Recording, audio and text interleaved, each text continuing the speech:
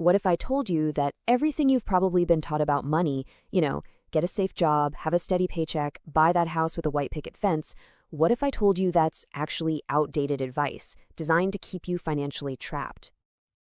In this episode, we're going to dive into the important and honestly super practical lessons from the book You Can Choose to Be Rich by Robert T. Kiyosaki. This is a book that basically flips all that old advice right on its head. So here's the game plan. First, we're going to talk about how to completely change the way you think about money. Then we'll map out your financial journey using Kiyosaki's big idea, build up the skills you absolutely need, learn the investment strategies the wealthy actually use, and finally, we'll get to know the man behind the whole rich dad philosophy. Okay, first things first. We have to get our heads around the fact that the world has changed a lot. The old rules of money, the ones our parents and grandparents lived by, they came from the industrial age, and they just don't work anymore. We're living in the information age now, and that means we need a totally different playbook. So here's the bottom line. Industrial age thinking was all about finding a safe job and letting your company or the government handle your future. It was about job security. But let's be real, in the information age, that's gone. Companies don't offer lifelong jobs or guaranteed pensions anymore. The new rule is about creating your own opportunities, building your own financial security. You've got to go from being a passenger to being the pilot of your own financial life. This quote right here just nails that mindset shift. Kiyosaki says that when we say, "I'm too busy," it's usually just an excuse to avoid learning about money. But the most powerful change you can make, it's in the words you use. Saying, "I can't afford it," literally shuts your brain down. But asking, "Okay, how can I afford it?" that forces your brain to open up, to get creative, to start solving the problem. It's the difference between a locked door and a wide open one. So, how do we put this new mindset into action? Well, that brings us to the absolute core of Kiyosaki's philosophy, the cash flow quadrant. Just think of this thing as a map. It shows you exactly where you are financially right now and where you need to go to get real freedom. And it's all based on one simple question. Where does your money come from? So most of us, we start out here in the E quadrant. E is for employee. You have a job, you trade your time for a paycheck. And the main thing you're looking for is security. The catch, though, is you have almost zero control. You're working inside someone else's system, playing by their rules. Next up is the S quadrant. This is for self-employed people or small business owners. This is where you are the system. You might make more money, but there's a huge trade-off. People here are often perfectionists, thinking nobody can do it better than me. And the problem with that is, if you stop working, the money stops coming.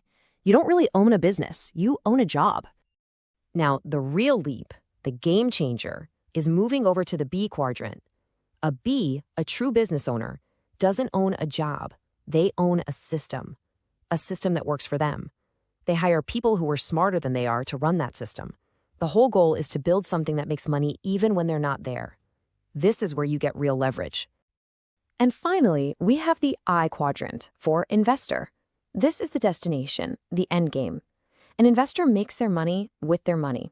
They don't have to work because their assets are working for them 24/7.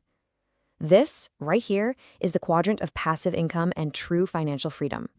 Okay, so the big question is, how do you get from the left side of that quadrant, the E and the S, to the right side, the B and the I? Well, it's not by luck. It takes a very specific set of skills. You have to build your financial literacy. It's really about learning the language and the rules of the money game that wealthy people play. Listen up, because this might be the most important financial lesson you ever hear. Kiyosaki's definitions are just brutally simple and powerful. An asset is anything that puts money in your pocket. Think of a rental property that pays you every month. A liability is anything that takes money out of your pocket, like the house you live in, with its mortgage, taxes, and repairs. The rich spend their lives buying assets. The rest of us, we tend to buy liabilities that we think are assets. And hey, here's a fun little fact for you. The word salary actually comes from the Latin word salt, which means salt, because Roman soldiers used to get paid in salt. It's just a great little reminder that what we consider money is always changing. Today, it's not about trading your time for salt. It's about knowing how to make money work for you.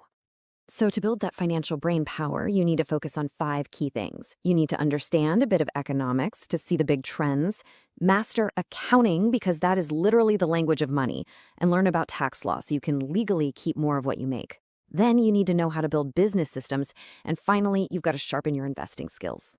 So once you have that foundation of financial smarts, you can start using the actual strategies the rich use to build wealth way faster. And it's not just about earning more money. It's about setting up your finances in a totally different way. All right, get ready for this one because it's a huge mental block for most of us. We're all taught that debt is bad, right? Avoid it at all costs. But Kiyosaki says, hold on, there's a huge difference between bad debt and good debt. Bad debt is when you borrow money to buy liabilities, like putting a new TV on your credit card, and you have to pay it back. Good debt, on the other hand, is when you borrow money to buy an asset, and someone else pays the debt off for you. That mortgage on a rental property, that's a perfect example. Your tenant's rent covers the mortgage payment, and you get to keep the profit. The rich use good debt to buy assets way faster. So what kinds of assets are we talking about here? Kiyosaki mainly focuses on 3 big categories. You've got real estate, specifically rental properties that generate cash flow. You have businesses, whether it's one you build yourself, a franchise, or even network marketing. And then you have paper assets, which is your stocks, bonds, and mutual funds. The trick isn't to be a master of all of them, but to pick one and become a real expert in that field. So who is this guy who came along and just blew up all this traditional financial advice? I think to really get the philosophy, it helps to understand the man himself. So let's take a quick look at the author, Robert Kiyosaki. First off, Kiyosaki isn't just some guy who writes books. He's an entrepreneur through and through. His entire way of thinking comes from this really unique childhood. His poor dad was his actual father, a very smart, highly educated man who worked for the government, believed in job security, but always struggled with money. His rich dad was his best friend's father, a guy who dropped out of school but became one of the richest men in Hawaii by building businesses. Kiyosaki learned about money by watching these 2 men and their completely different approaches to life. All right, let's bring it all home. Here are the key takeaways. Number 1, you have got to shift your mindset from the industrial age to the information age. Number 2, find yourself on the cash flow quadrant and then make a real plan to move to the right side, the B or I side. Number 3, get serious about your financial education and start with that simple but powerful difference between assets and liabilities. And finally, number 4, learn to use the tools of the rich, like good debt, to buy assets that pay you. Because in the end, as Kiyosaki always says, you can choose to be rich. Thanks for watching. And hey, don't forget to like, comment, share, and subscribe for more high-speed book summaries from Summarypedia.